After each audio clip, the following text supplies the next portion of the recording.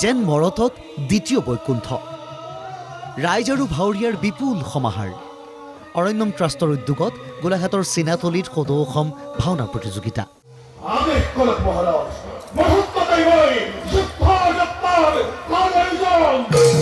চিনাতলীৰ শংকৰ মাধৱ ক্ষেত্ৰত উদুলি মুদুলি পৰিৱেশ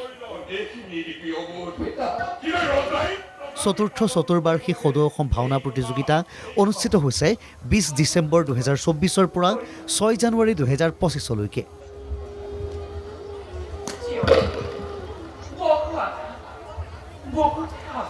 ৰাজ্যৰ ভিন্ন প্ৰান্তৰ মুঠ 33টা ভাওনা দলে কৰিছে অংশগ্ৰহণ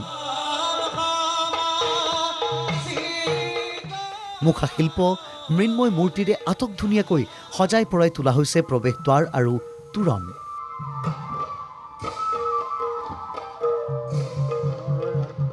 প্ৰতিযোগিতাসমূহ অনুষ্ঠিত হৈছে প্ৰয়াত জিতেন শইকীয়া সৌৰণী অস্থায়ী নামঘৰ আৰু মূল মণ্ডপত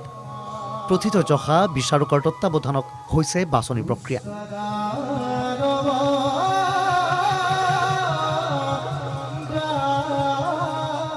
দৈনিক দুখনকৈ ভাওনা মঞ্চস্থ কৰি চলিছে প্ৰতিযোগিতা দৈনিক সমাগম হয় 5 সহস্ৰাধিক লোকৰ উল্লেখ্য যে 33টা দলৰ অংশগ্ৰহণ ৰাজ্যৰ যিকোনো ভাওনা প্ৰতিযোগিতাতে বিৰল যাক লৈ উৎসাহী সমিতি অৰণ্যম ট্ৰাষ্টৰ বিষয়ববীয়া ইতিমধ্যে আমাৰ 20 ডিচেম্বৰৰ পৰা আৰম্ভ হৈছে আৰু 6 জানুৱাৰীত আমাৰ সমাপ্ত হ'ব আৰু এই 18 দিনীয়া কাৰ্যসূচীত আমাৰ 34খন ভাওনা ইতিমধ্যে ইয়াত অংশগ্ৰহণ কৰিছে আৰু অসমৰ ভিতৰত এক ইতিহাস বুলি ক'ব লাগিব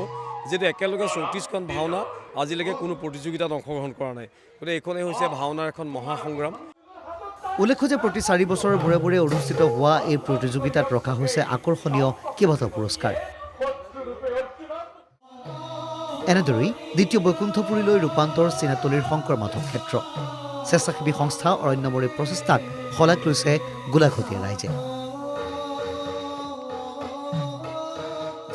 ভিডিঅ' জাৰ্নেলিষ্ট বিকাশ গগৈৰ সহযোগত গোলাঘাটৰ পৰা দেৱাশিষ চাহাৰ ৰিপৰ্ট NKTV+।